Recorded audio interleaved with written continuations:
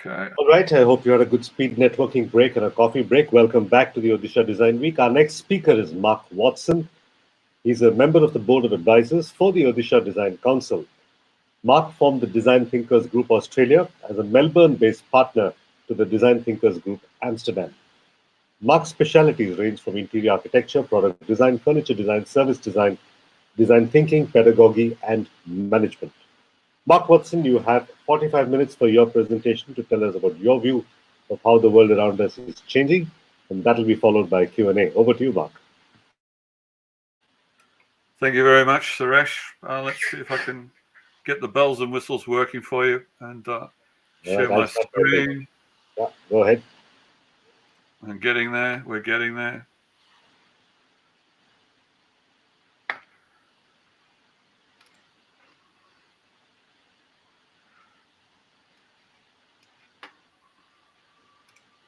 Okay, can we see the main slide? Yes, we can see it. Yeah, so welcome. It's about 10 o'clock at night here in Melbourne, Australia. I'm looking to talk on heritage and smart cities. I was a panel member of a previous episode of Odisha Design Week with a couple of Indian academics, and we were talking about the development of heritage and smart cities. So without further ado, I shall skip forward.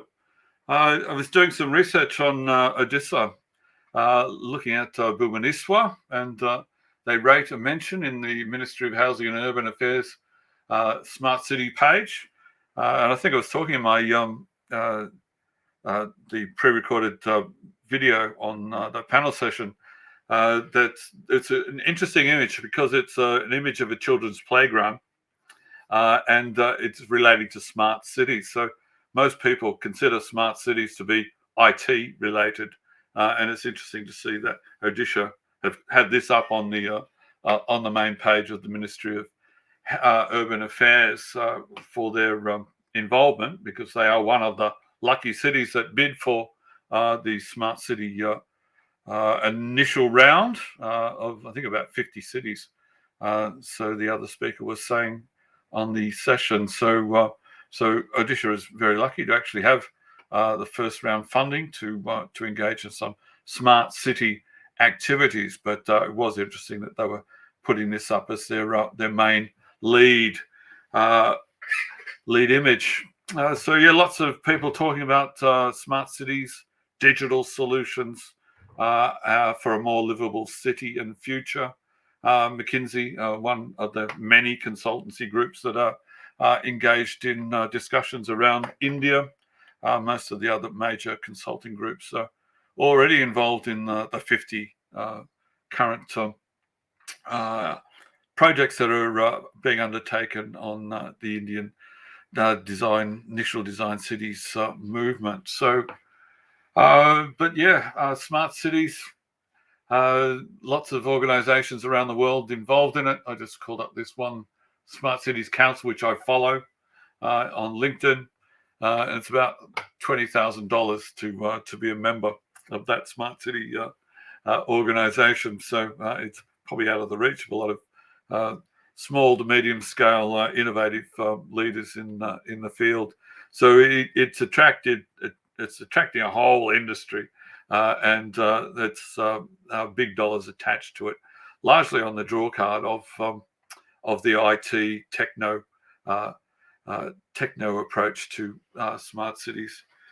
So the Australian government is embracing smart cities, transforming cities through collaboration and partnership, and they are reaching out to the Indian government through institutions like the Australia-India Council, which funds a lot of research work and cross-cultural activities. I myself was a recipient of a Australia-India Council grant in about 2003. I came across to give a talk in Mumbai at a conference there called Design Sutra, if anyone can recall that.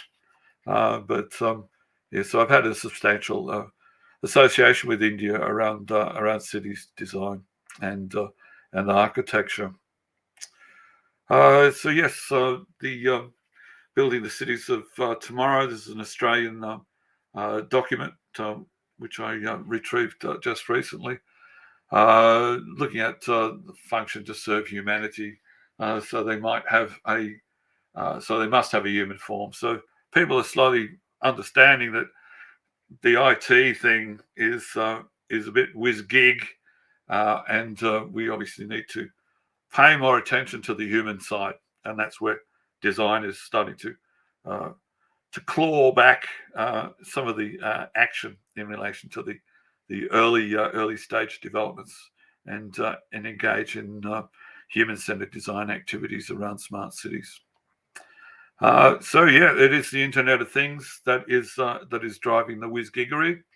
There's lots of examples. I gave some in the previous talk around the use of smart metering from the city of Melbourne here.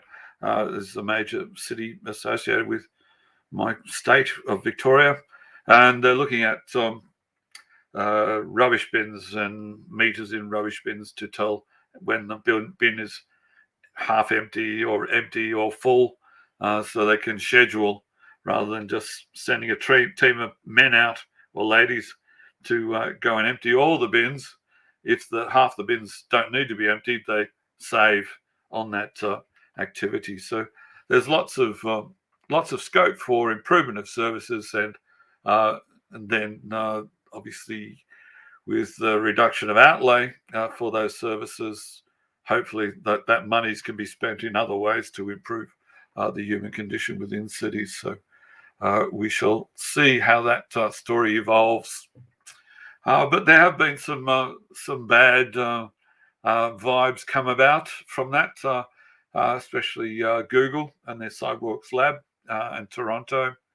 And this is a quote from the head, Daniel Doktorov, apologizing profusely that Google's pulled the pin on the project at Toronto. They'll obviously come back at a later date when they've decided what it is they're actually looking to do. But lots of pushback on the loss of privacy, the misuse potential of IT information and the like. So Google has, in this instance, had to pull their head in basically and take a closer look at what they're actually doing, and that sort of relates to how design is of importance through the human-centered design approach, and I'll talk a little bit more about that going forward. Also, Anubu, Professor Anubu, was talking about greenfields. She was mentioning in her talk that one of the early submissions for that Indian government round of funding for the first 50 cities, people were putting forward development for greenfield. That means totally open paddocks, whole new cities up out of the farmlands. And this is an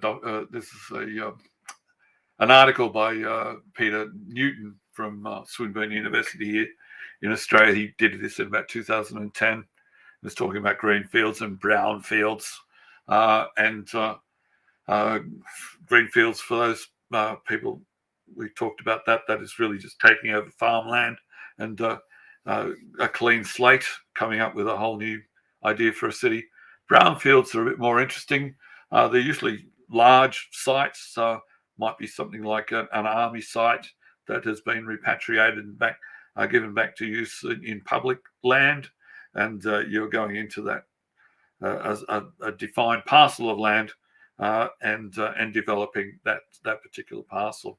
So that's delineated as brownfield.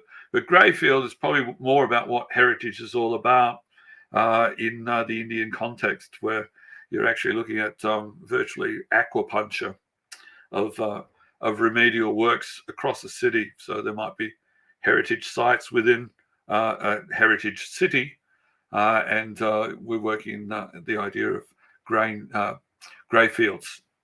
So this is the document that Peter Newton was particularly discussing. So working in that grey fields, understanding that you have to work within neighbourhoods and the like, and trying to come up with a good solution for everyone in relation to heritage, city development, and being smart about it. And the smart is not just IT, but the smart is also the integration of the IT within the human environment. So once again, article by Newton on unlocking grey fields to inhibit urban sprawl in this instance. So he's come up with this diagram around smart, sustainable urban land use development regeneration from standard sprawl through green sprawl to green urbanization. Okay, so but India's done it before in a greenfield attempt. I think it was greenfield. It might have been brown. Lekabuzia in the city of Chandigarh alongside Ahmedabad as the new capital, I believe, of Gujarat is Chandigarh, and that's handed over from Ahmedabad as a heritage city. So it's very much on that Parisian model. If you look at Paris, the old Paris and the new Paris. So that was that idea of wholly developing greenfield or brownfield. But by and large, lots of the heritage buildings of interest within the urban centres, henceforth grey fields.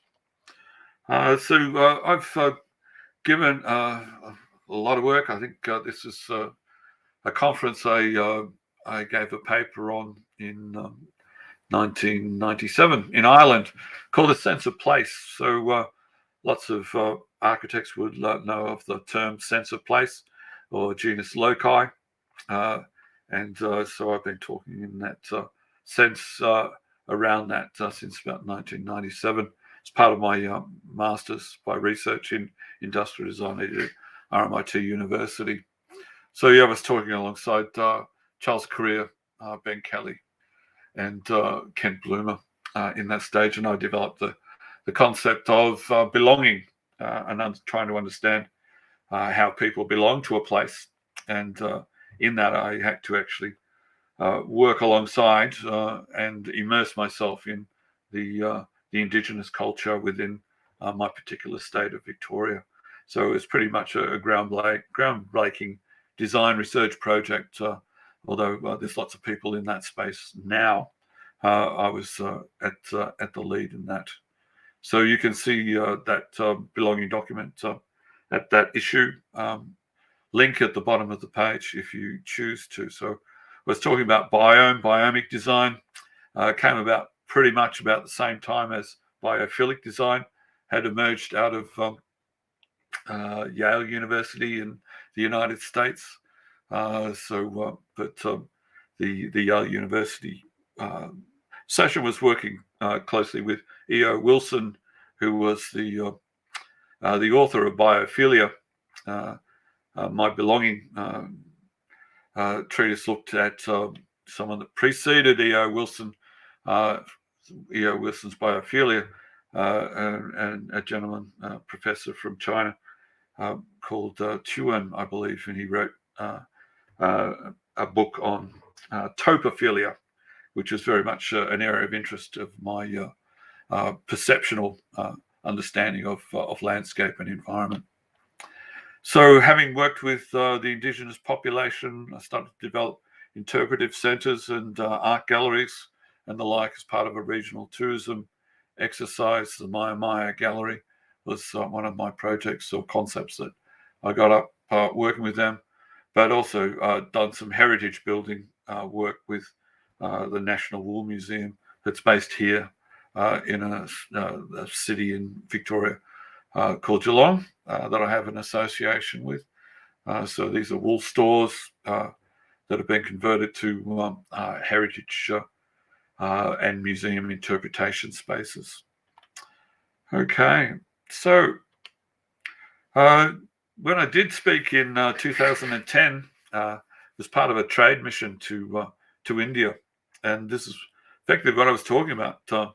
2010, 2011, the experience economy, and trying to get people to understand that what we do in designing museums, interpretive spaces, and the like, is tapping into an economy and is part of the experience economy. So talking about the opera and the ballet, that's part of the experience economy, and it's an industry that is well funded and well resourced, and people earn a living from experience. So designers are part of that experience economy. And I was talking in that instance on heritage hotels. So I was relating then a document from 2003. Mindful this was 2010. And Denmark were calling up culture and experience economy, and showing that the linkage between public and private, and trying to get private investment into public infrastructure to support the cultural industries and the arts. So people have been doing this for quite some time. So there's lots of talk. These were articles from various Times of India newspapers that been talking about preservation of heritage building, the building of a database, preservation of heritage buildings, etc. And it's, I think a lot of people are still talking about this, and there's not that much action. So this is half the problem.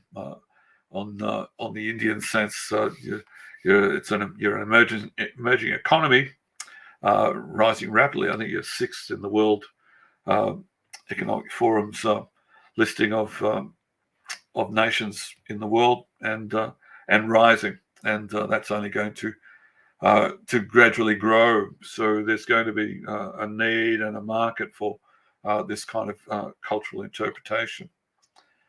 So these are other examples from the presentation I gave in 2010 of how old Victorian buildings can live alongside contemporary 21st century buildings to tie in that user experience of old and new.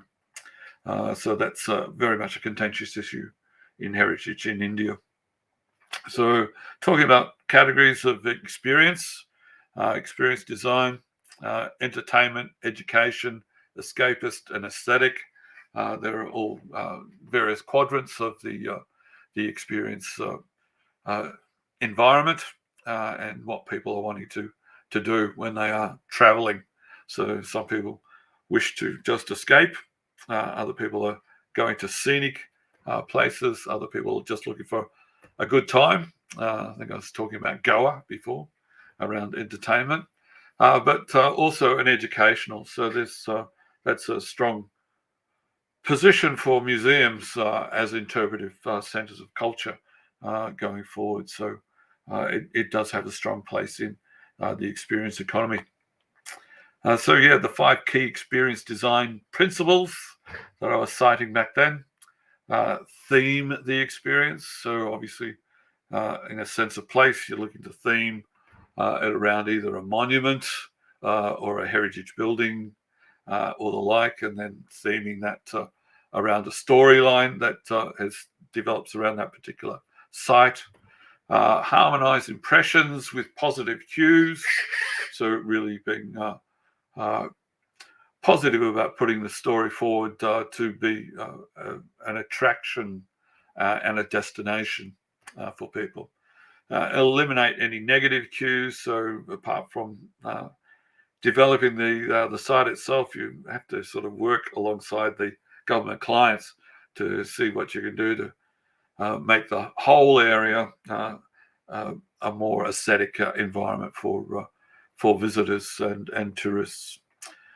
Mix in memorabilia, so tell a story and engage all the 5 senses in creating what's called a living museum, more so than just a static showcase-based traditional style of museum. So there's a whole new depth that design can bring to enhancing experiences, and one of those is through interpretation and lives alongside museum development.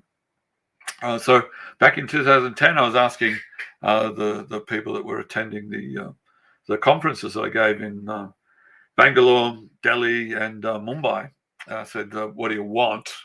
Do you want this concept for W Mumbai? I'm not quite sure actually as to whether it got up or not, or do you want experience by numbers? So I'm alluding to there that investors are looking at who's got the most hotels and who has the highest number of patrons in the hotels, and by then just going shopping to pick up a franchise to build a cookie cutter. Um, look down the list, Best Western or Hilton or whatnot, and plant that in India. Or I'm saying, do you want to look to heritage hotels for that visitor experience? So when I did give a talk in Delhi in 2010, I think I was mentioning a young lady came out of the audience after the talk and said, "You have to come and visit my boss. He's working on a project just down from Delhi. It was about a 3-hour drive from Delhi, and it turned out it was Amarnath from Namrana Hotels. So he's very much got that idea of what he sees as the new Indian elite, the middle class, the growing group that is benefiting from the massive increase in the Indian economy, and so it's this is very much the visitation, that experiential aspect of visitation, tourism, and the like. So I also gave a paper or participated in a 2-week workshop in Mumbai, run by the World Design Organization, as it's now known. Looked at an area in Mumbai called Matunga. It was originally designed in about the 1900 to 1920 as a garden city. So there's a whole garden city movement that came about. Walter Burley Griffin is an architect, American architect, that designed Canberra, and he was very strong on garden city design. So I think he was actually doing some work in India from a time in Lucknow and the like. But in Matunga, I was looking at a site with some other Indian colleagues, and about 5 or 6 of us were all working together on this particular site around Matunga. So we themed the experience around Matunga's reputation as a centre for produce. So people would be coming in on the railways and bringing in their produce for sale in markets and stalls around Matunga. So we're looking to the available land use there within Matunga, and I developed the concept of a site over the railway shunting yards in the Central Railway workshops, and developing a multi-story development similar to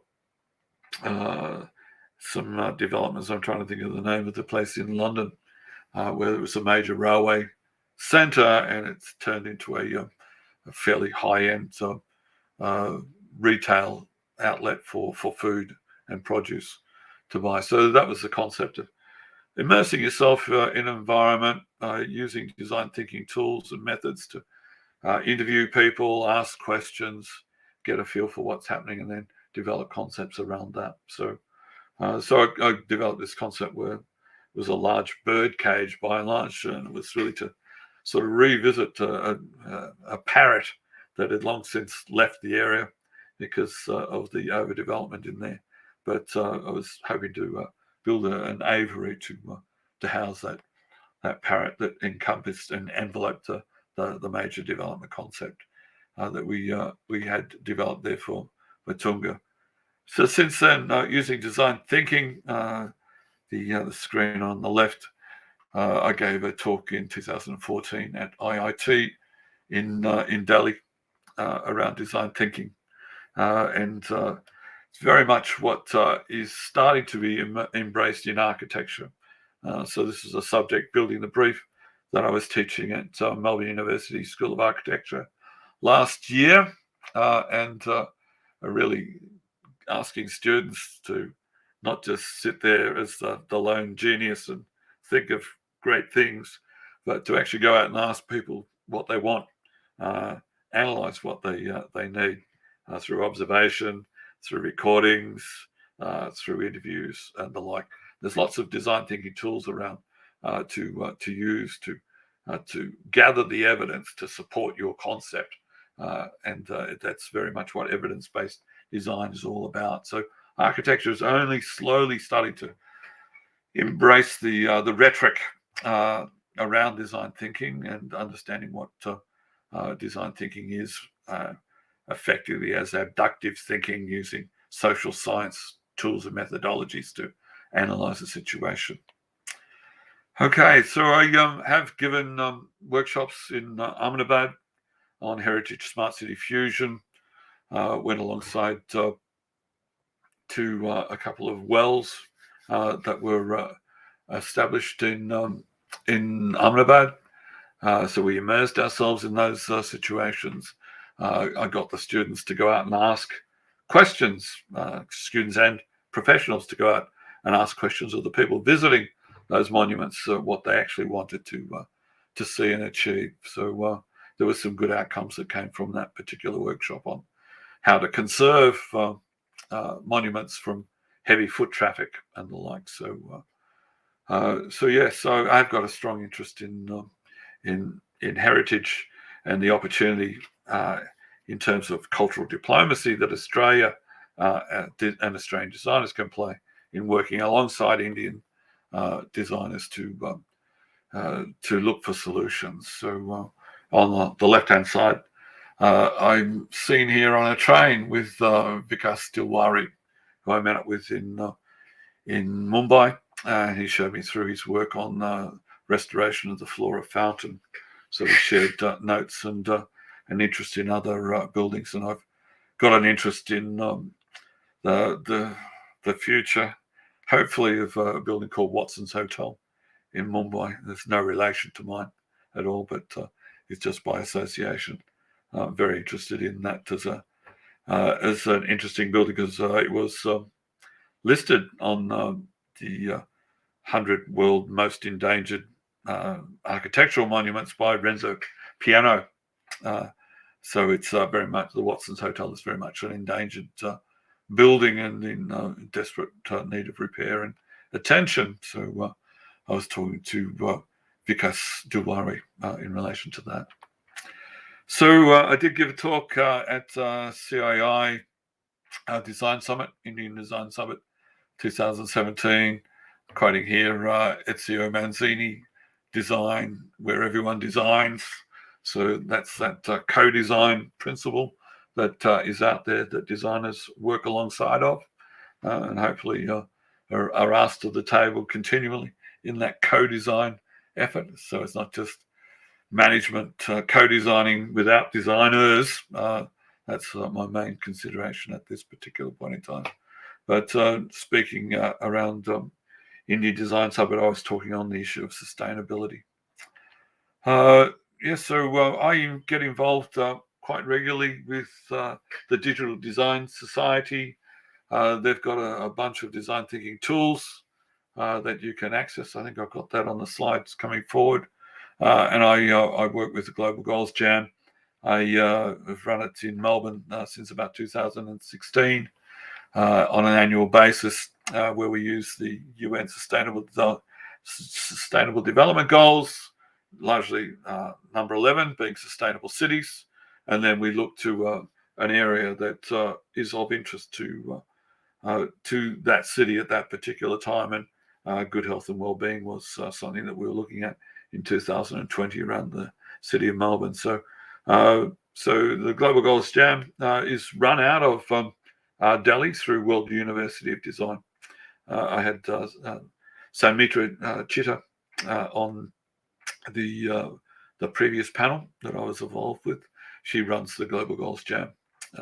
We were hopeful of getting one up in Bhubaneswar, but time got away from us. So maybe that's a lead for young students in Bhubaneswar to access the Global Goals Jam via the Digital Society School in Amsterdam. and you too can run your own workshop around these principles. But the Digital Society School largely developed these tools independently, but started to utilize them with the United Nations Development Program education group, because they see these tools empower the community to be able to manage these processes themselves, to come up with an interesting concept around sustainability within their cities, but framed in such a way that it is understandable by governments and funding agencies alike. So yeah, the usual design workshop format is based on the Double Diamond, which is established by the British Design Council as a way of having non-designers understand what designers actually do. So look up the Double Diamond by all means. I think it's been around for about 15 years now. So I largely use that as the format for my workshops, but there are other models around. But for mine, the other models tend to confuse people, and this was good research done 15 years ago to help explain to non-designers what it is designers actually do. So yeah, these are the 17 goals. I largely work in number 11. Currently looking at running one in March for Geelong Design Week, and looking at number 11 and number 14, Life Below Water, because the city of Geelong, where I'm running it, is right on the water, and there's a strong connection between cities and the waterways adjacent to them. So University of Melbourne, I was talking to students there about stakeholders, and this is one of the tools that comes from the Digital Society packs. So the red packs at the top are a bunch of cards that break down a 3-hour workshop that you can work with on a particular problem with people in the workshops through what's called participatory design. And they're all actors, and you're getting their feedback in building a story. So that's the usual format for that. So I'm currently enrolled in a PhD. Strangely, managing my way through COVID and other ailments, and slowly pulling it together. So the Venn diagram on the right-hand side of the screen is what I'm looking at in terms of UNESCO classification of cities of design, and by and large looking at city leaders and how design can interact with city leaders through innovation to develop a design culture within their organizations. So design can be better activated within their organizations and their communities. So it's based on the triple bottom line, which is people, planet, and profit, which is the old profit was economy, planet was environment, and people is society, social. So that was the triple bottom line. Used to be just profit, and then people said, hey, we need an environmental impact statement before you make profit. So, and then the social side was added later. But a new way of looking at development, especially in the Western countries, and hopefully emerging into the Indian context, is the quadruple bottom line, whereas environment, economic, and social are paired up with cultural, and that's where museum environment comes into play around community, spirituality, entrepreneurship, and sustainability. And they're talking largely in terms of Indigenous innovation in this sense from this particular paper that I'm citing here. But a lot of people are starting to embrace this new way, this fourth angle to the quadruple bottom line. I mentioned before about participatory design, largely developed out of the Scandinavian regions. It's talking about striving for democracy and democratization of that development process. So asking the people what it is they want, instead of telling them what you are going to give them, you're asking them what they want, and hopefully that will give you insights into the kinds of designs that you can develop. So that's the design research that is being embraced through design thinking. And one of the leaders is Terry Irwin, alongside an Australian academic here in Cameron Tonkinwise. They're talking about transition design, so moving from one situation to another situation. So that transition is a set of processes that is starting to be embraced in lieu of participatory design.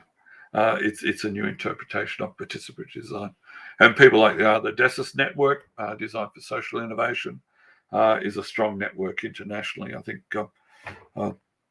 Enzo Manzini is a key operative within DESIS network. So with heritage, I'm actually giving a paper tomorrow in Egypt via satellite online. On museum environments, challenges and potentials. We actually interviewed the head of the World Heritage Cities Trust in Ahmedabad as an industry expert, and we used a set of questions to frame that interview to look for deep insights into the current state of development of the experience economy, museums, and the like within Ahmedabad as a world UNESCO world city of heritage, and currently looking at Sanskrit Kendra, which is a Le Corbusier design building from the mid 1950s. I think that's fallen into a bit of disrepair, but same time that Chandigarh was developed, Le Corbusier was doing a number of institutional buildings around Ahmedabad. And Sanskrit Kendra was seen as a cultural centre, but in the ensuing 60 or 70 years, it's lost its way. But it's really looking for a new way, a new place within the Indian economy, and we're talking around the experience economy around that. So we've just done this paper called Experience Economy and Museum Development in India. So if you want to look that up, it's currently available for you to read on ResearchGate. It's a website that you can access for academic papers in relation to that. Okay, so that's me.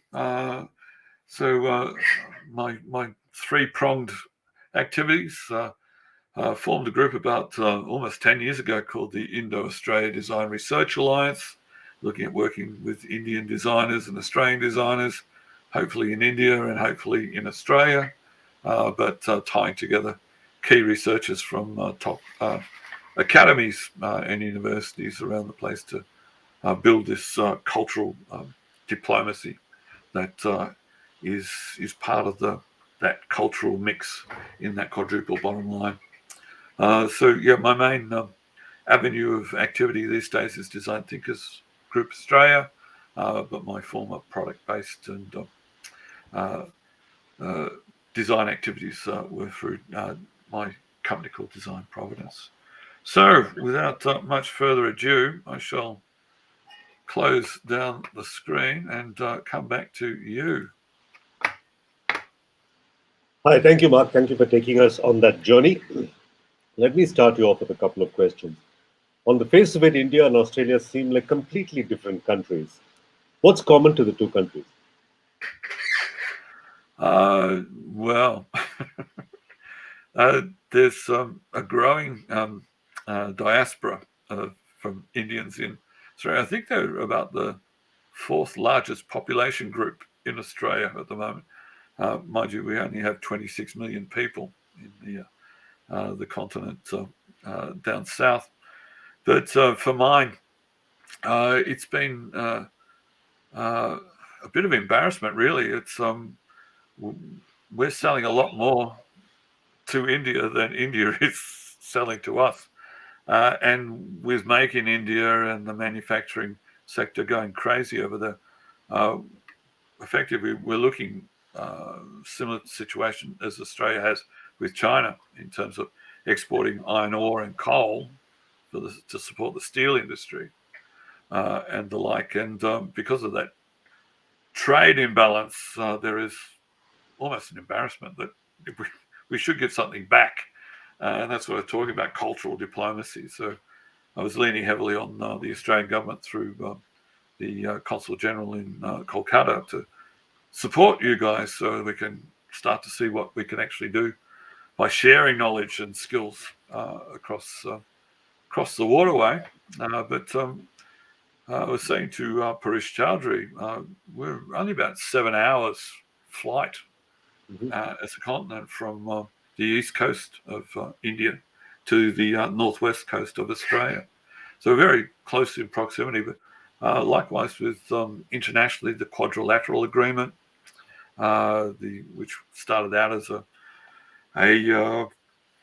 militarized defense strategy, but it seems as though it's flipped on its back now, and it's now a cultural diplomacy strategy. And we've gone across with the Brits and the Yanks to form AUKUS, and we've just dropped the Quad, which is a bit of a pity because a lot of my friends in Japan were getting very excited about the opportunity for that. But we could still benefit from cultural activity going forward. So, yeah, and the other interesting thing when I talked about working with the Indigenous community over a long period of time in Australia, the DNA connection between the Indian, largely Dravidians, to the Indigenous population is there's a great deal of interest in terms of cultural diplomacy, of sharing that art amongst those Indigenous communities to look for commonalities and then see through that exchange as to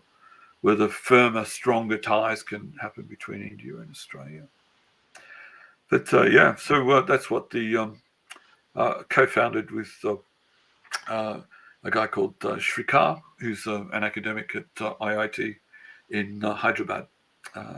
And so we've been corresponding regularly between Australia and India, but I've only infrequently caught up with him in my probably about 10 trips now, I think, that I've had to India over time to deliver papers and conduct workshops. But COVID has put a big brake on everyone's actions and activities, and it's been a while since I've been on a plane. So hopefully that's going to change soon. So, All right, final question for you. The question of smart cities is all over the Indian media and on top of the Indian mind space these days. Give us a dummy's guide. What makes a smart city smart? Well, I talked about that a bit in the discussion group that we had around STEM and STEAM. So I look at the Indian development of the IT sector before the dot-com boom. There's probably lots of students listening and they don't quite understand the history of the IT industry in India, where everyone's mum and dad kept pushing them into computers and computer studies, and then the industry went bust, and everyone was unemployed, and no one was doing anything. But then the industry came back, and obviously Silicon Valley has kicked ahead, and India has obviously benefited. When you look at the number of CEOs in IT companies around the world, Google and the like, that are Indian diaspora. So, but it's this lust virtually for technology is going to answer all of our questions. I was having a bit of a laugh in Delhi. I was giving a workshop at World University on air quality, and was working with some senior scientists from CSIR NERI. And in the media, in the press, they're saying, we're going to invent these big vacuum cleaners, and we're going to suck up all the car exhaust at major intersections, and that's going to get rid of the pollution. So, well, yeah, okay, but so design's got to come on board and say, hey, look, let's look at the user-centered aspect of this. How can we change behaviours? What have we got to do apart from providing public transport rather than individual transport? How can we come up with an alternative using design thinking, and that that lateral approach that design brings to resolving those issues. So often used to show my students a screenshot of old MS-DOS. Do you remember MS-DOS? I've used MS-DOS. I learned on MS-DOS. As an interface. Yeah. You had to virtually be a coder to run a computer. Frankly, I learned it. And then they decided, well, we wanted to make computers not so much a geek's tool. We wanted to sell it to the public. And in order to sell it to the public, we had to bring in user experience designers, anthropologists, all of these guys. And I'm trying to think of the guy from Microsoft that I buddied up with in time, Surya Vanka, ex-Microsoft, and he was in that big expansion around the development of Microsoft Office Suite and like making it more user-friendly, and so people could actually use it. They don't actually have to code in order to communicate with people on screen anymore. So this pushback, and as I was saying, Google was out there with this technology and everyone's getting excited and all the investors were shoveling their money into it and they're going to make billions. But then people said, we don't want it. Give us something we want. So obviously Google has to ask them what they want and then come back and then give them an alternative to what's on offer. So I think I was talking in the session private too. I always go back to the Disney cartoon of Wind in the Willows, and Toad from Toad Hall in Wind of the Willows was a mad, keen technologist. Anything new in technology he picked up and embraced and threw everything out that went before. And that's, to me, a bit like the IT sector.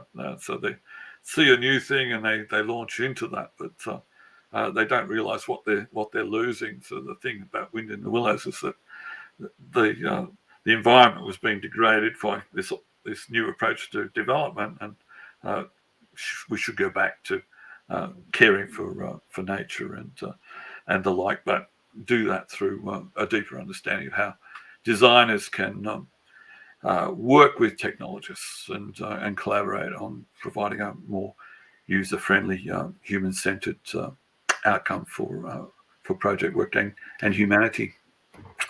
So, does that come close to an answer? It does, actually. Well done, Suresh. Mark Watson, I think we've taken up enough of your time and we're at the end of the session. Thank you very much for that fascinating presentation of not just the triple bottom line, but the quadruple bottom line that includes Indeed. Cultural factors. And that's a new element that we've learned in the Odisha Design Festival today. Thank you very much, and we hope to see you in India again soon. Okay. Good night. Ciao. All right. Our next session starts at 5:30 p.m. That's about 10 minutes from now, and we'll be joined by Shomi Ray. I'll see you then at 5:30.